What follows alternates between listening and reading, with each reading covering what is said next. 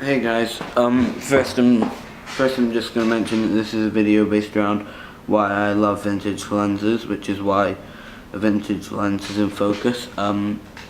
Sorry if the video is a bit shaky. My tripod's a bit weak because it fell like down a staircase, so also it wasn't the best tripod to start with.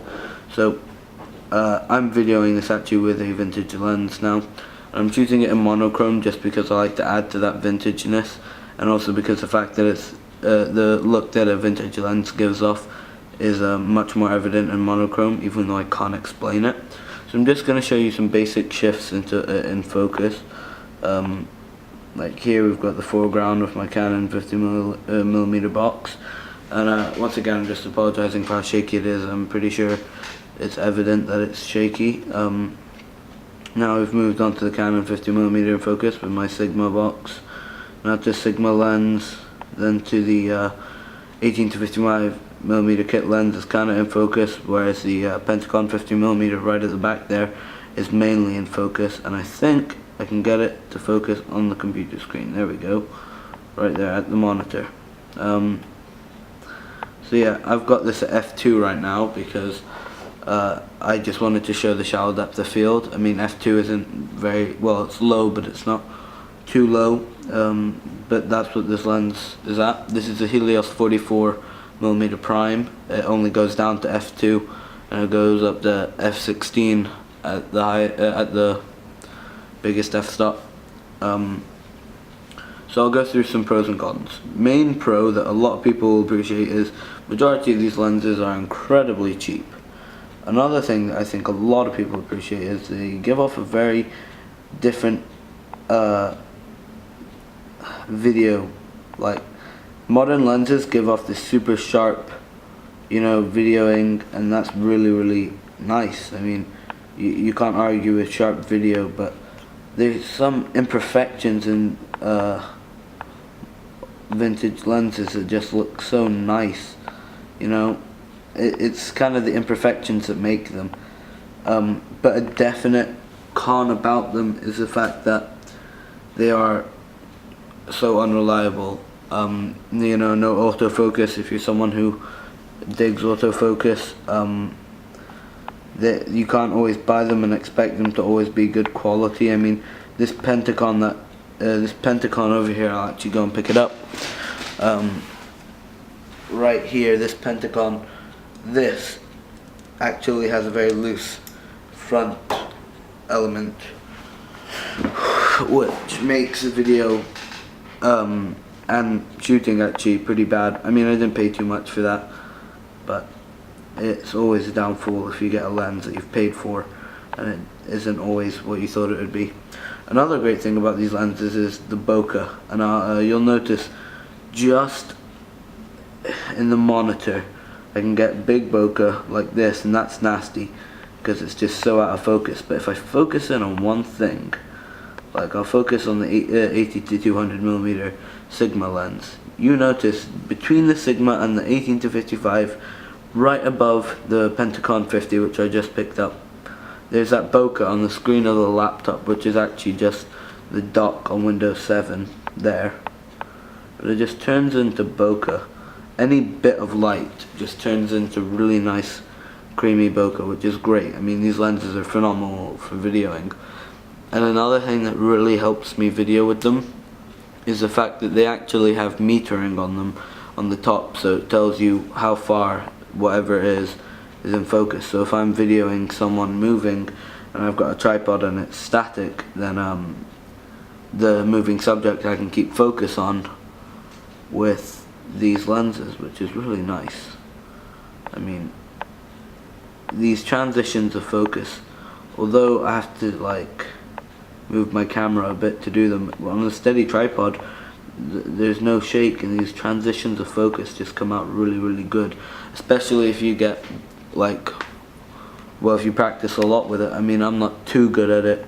You'll notice sometimes I go too far, sometimes I like under focus, and I do have faults when it comes to using these older lenses because there's so much twist that I have to do. I mean, these do like 1.5 full rotations when I try to get from the closest to the furthest, or the furthest to the closest focusing distance. And that really is a con. However, I mean, when you pay such good prices for these lenses, I don't know if you noticed, but to me this video is coming out rather nicely. I mean, okay, there's no actual like dedicated composition, and it's nothing to show off video wise, but for something just so simple, these lenses really do come off. I mean, I paid what, like £8 for this lens. Incredible price, incredible, just for what I'm getting, which is really nice video. And I mean, I can switch lenses during video, which is really nice. I mean, I could do it now, but I'd have to switch to the 80-200 or the Pentacon 50, and you know, they don't give off as good video, so it's not as good of an example. So that's something to keep in mind. Color wise, these lenses don't produce such great color, which is why I always shoot them in monochrome,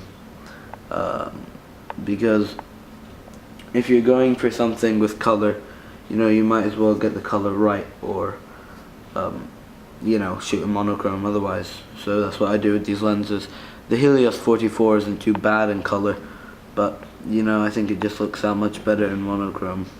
So that's something to keep in mind. Another thing I love about these lenses is build quality, where the actual build quality is just so solid. I mean, they're all metal, great glass, you know.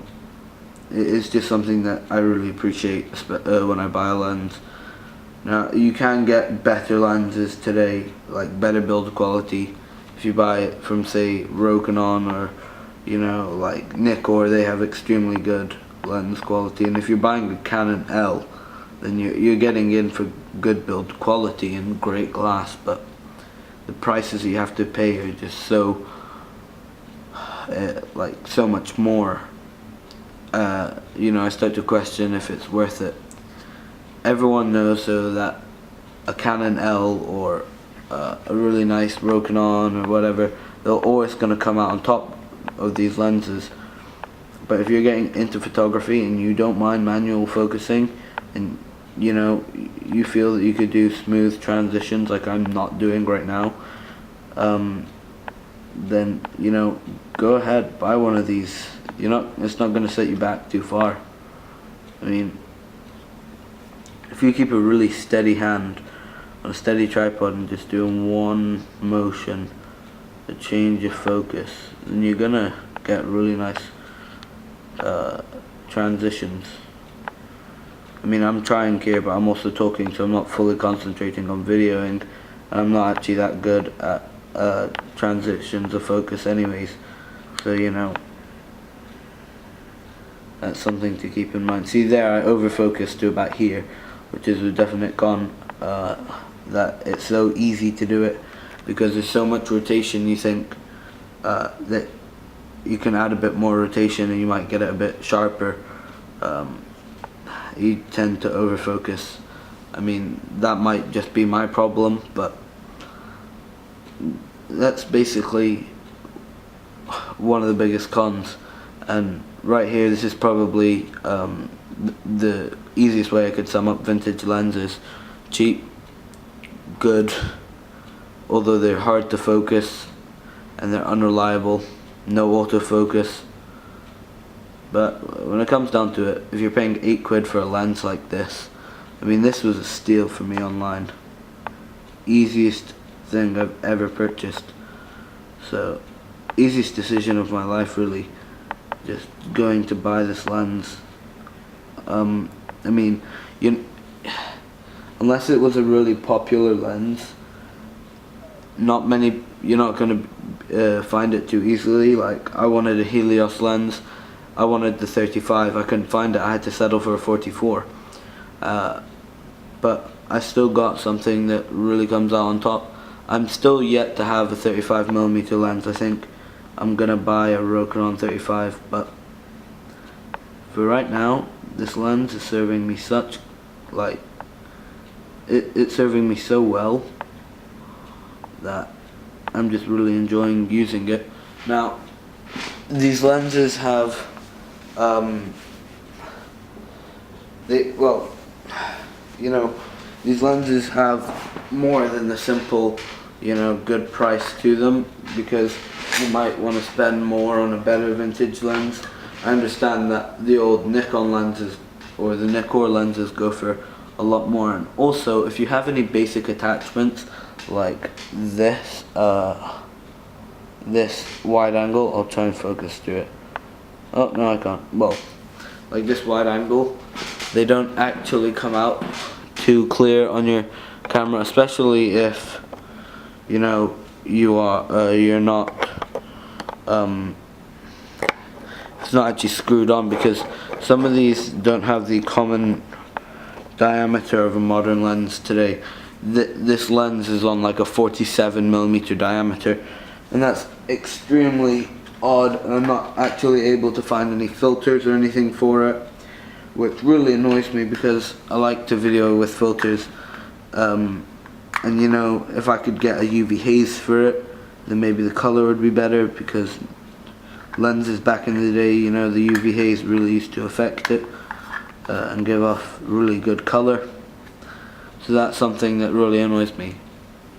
I mean, I don't really know what else to say apart from you should definitely buy one just to try it and see how it goes.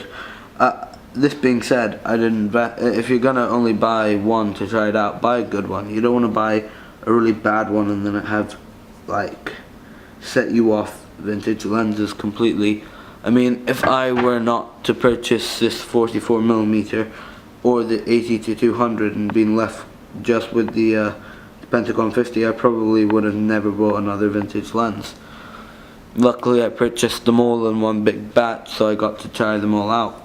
But I was definitely sure that the Pentagon would be my best, you know, the best vintage lens I had, and I was completely wrong, because I don't even use it anymore. So, I mean, these are just some things to keep in mind. At the end of the day, it's your decision. You like what you like. Some people really hate vintage lenses. They really hate the effect that it gives off. They hate that it doesn't have autofocus. They hate that they're sluggish, that they hate so many things about them. But, I mean, from my point of view, I don't have much to say on the negative side of them. So, thank you for watching this. Yeah.